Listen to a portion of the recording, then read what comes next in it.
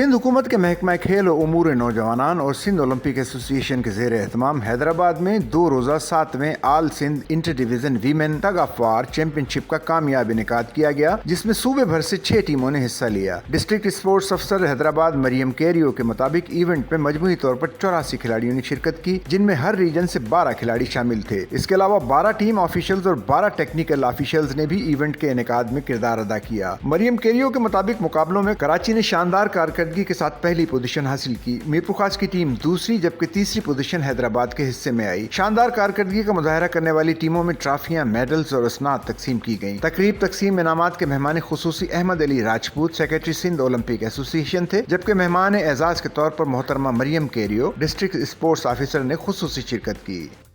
Sachal news network की videos में खुश आमदेद। नाजरीन, वीडियो से मुतालिक अपनी कीमती राय का इजहार कमेंट बॉक्स में ज़रूर करें और चैनल को सब्सक्राइब करें।